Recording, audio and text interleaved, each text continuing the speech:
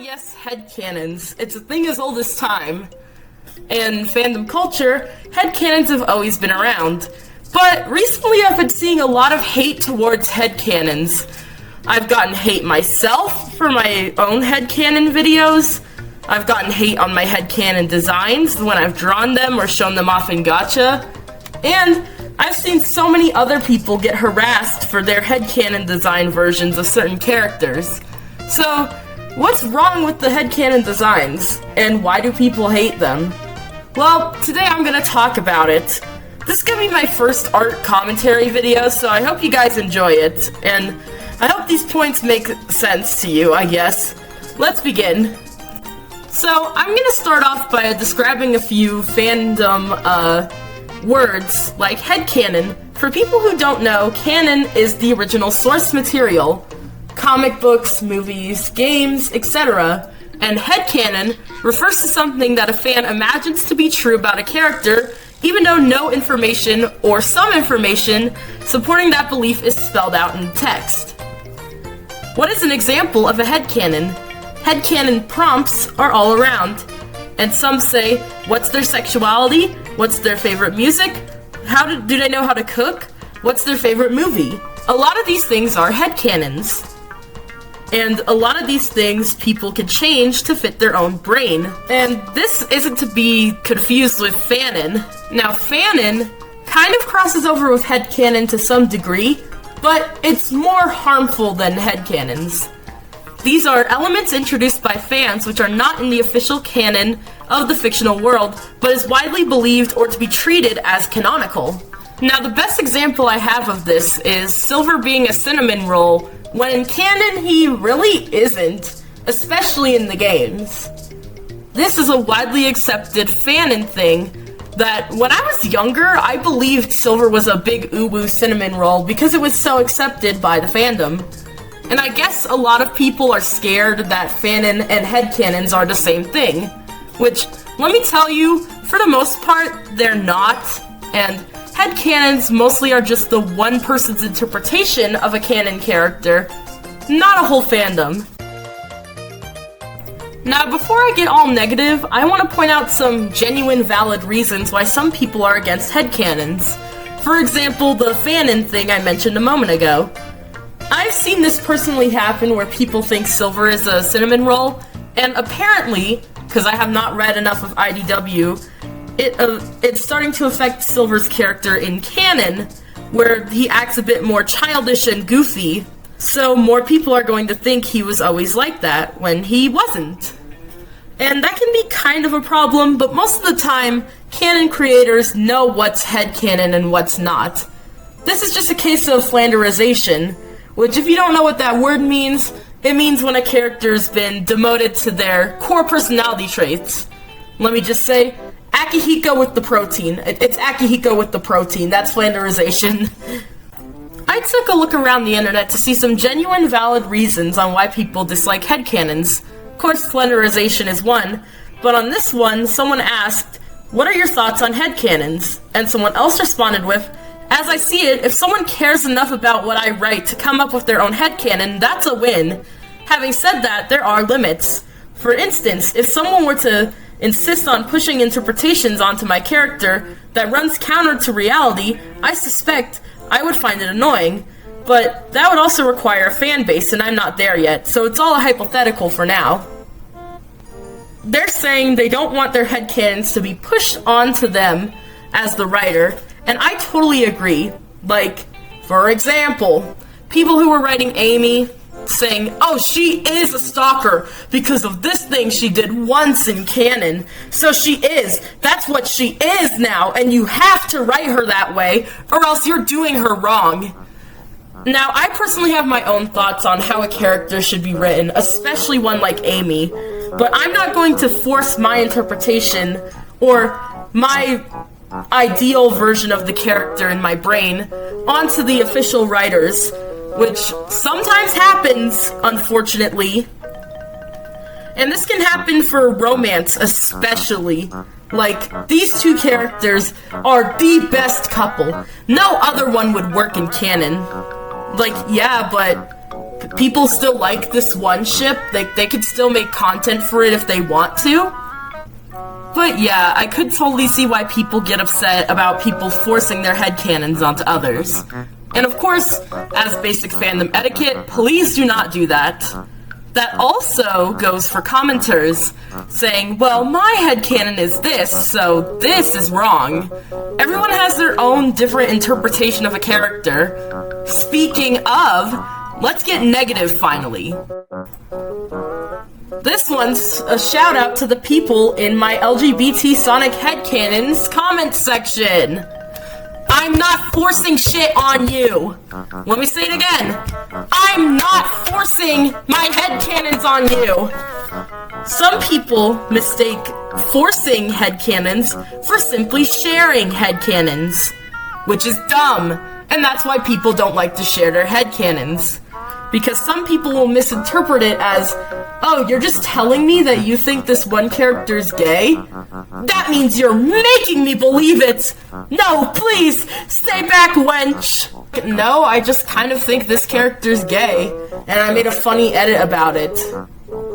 Also, I drew them next to a pride flag once. No, please! Not that! Forcing would be saying you have to believe this headcanon. Sharing means, hey, look at my headcanon. Pretty cool, huh? It's a completely different thing. And if people are forcing their headcanons on you, that's wrong. But if they're simply sharing their headcanons with the internet, and you come across it, or they're telling you their headcanons, that's not force. That's just sharing. And people do that with all sorts of other headcanons, like characters' favorite movies or what sports they play. So when it comes to sexuality headcanons, which are pretty common in fandom culture nowadays, which is really nice, I'm so glad it's more accepted, then it's not force, and I don't see why some people think it is force, just telling them one aspect of a character that they think is part of them. Which, by the way, if I make a character gay in my headcanon, that's not their whole personality. I know some people in real life are very open about it, but not all queer people are like that. And regardless of what you do and don't show, you're still queer at the end of the day, and you're not less valid because you don't show off your queer identity or queer headcanons. It's fine if you're more conservative about it, and you might have valid reasons as to why you don't. And that's cool. But just because I'm open with who I am and who I think the headcanon versions of my characters are, well, or whatever characters are, then it's fine. It does not affect your head's version of the character. At least I don't think so. But sometimes people headcanon a character as queer for multiple reasons. For me, I just genuinely grew up and started seeing, hey, wait, I kind of like this ship. And I kind of see this character as queer. It makes sense with their arc and narrative. And sometimes I just look at a character and say, yep, that guy, he's gay. But even if it's a super deep reason or a not so deep reason, then like, it doesn't change the official character. But Jessica, what if this affects canon? Actually, sexuality and pronoun headcanons do not really affect the source material. Usually, these things are added for the sake of romance in fan fictions or fan comics. But that's usually what the source material is not about. For example, Sonic, since I've been in this fandom for a while, I'd say romance was a fan-added thing that isn't even part of the original story. But people just see romance and they want to ship. Why is it bad to headcanon ships, but not gender or sexuality? I don't understand. They pretty much go hand in hand in my brain. And somebody drawing a character with top surgery scars or darker skin isn't going to affect the main canon version of a character you enjoy. If you really don't want to involve yourself in fan content, just don't engage with the person's post and scroll on. It's really that simple, but I feel like some people have forgotten how to do that.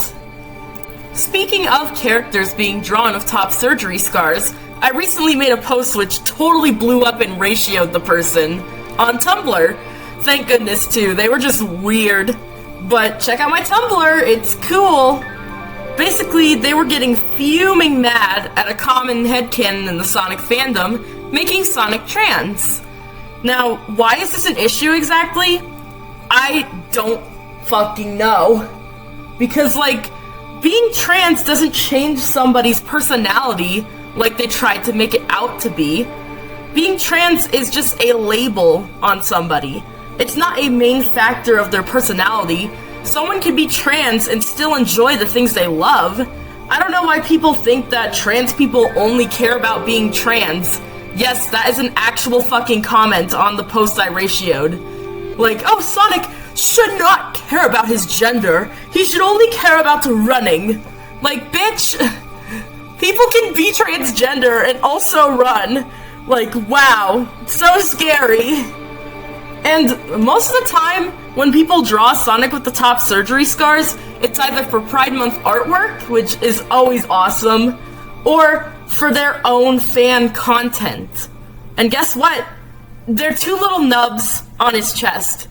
It's not even like they're changing him into a girl, which I don't know why people would have an issue with transgender Sonic. I'm sorry, I mean trans femme Sonic, but not gender-bent Sonic, which has been around since the dawn of time. Side note, editing me here, if you headcanon a character who's male or female in canon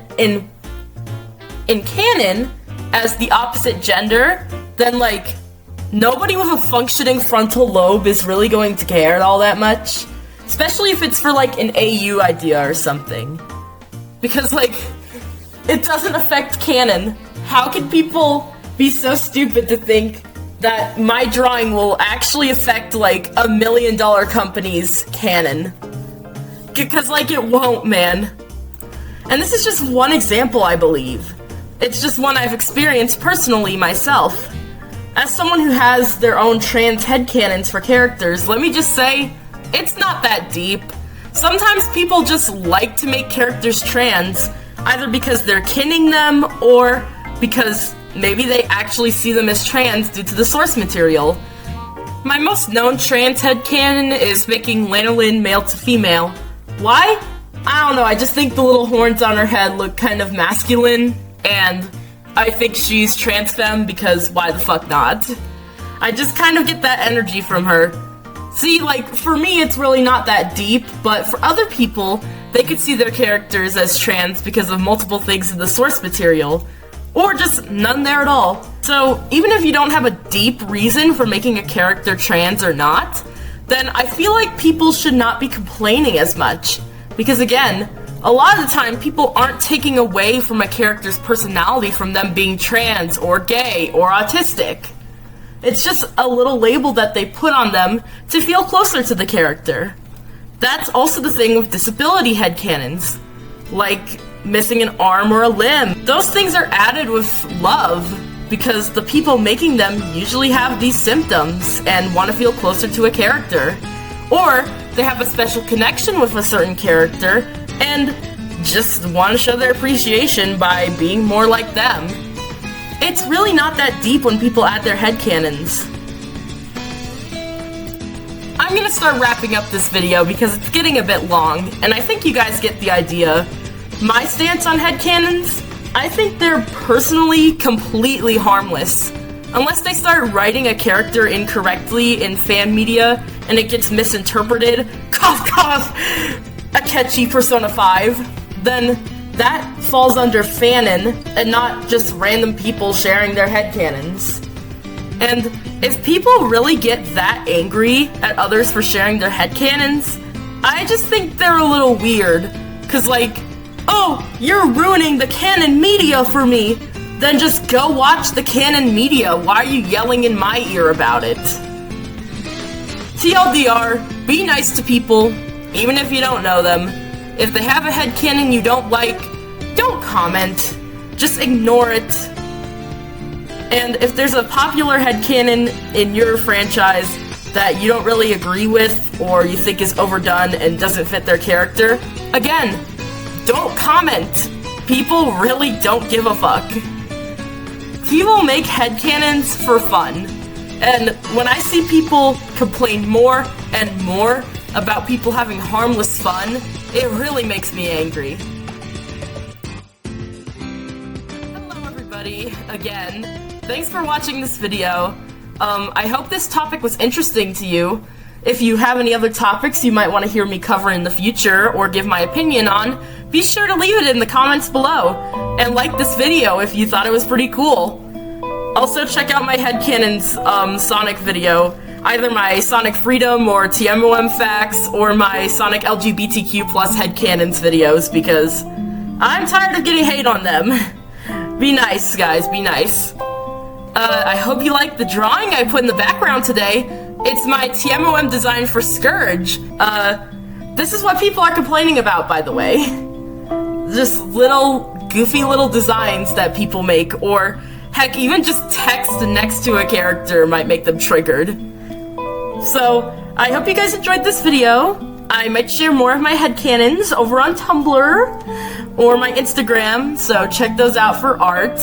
Check out my TikTok for hopefully more art content. I make little short art content on there, but I want to start showing off more of my drawings by themselves. And I'll see you guys around. Thanks for watching.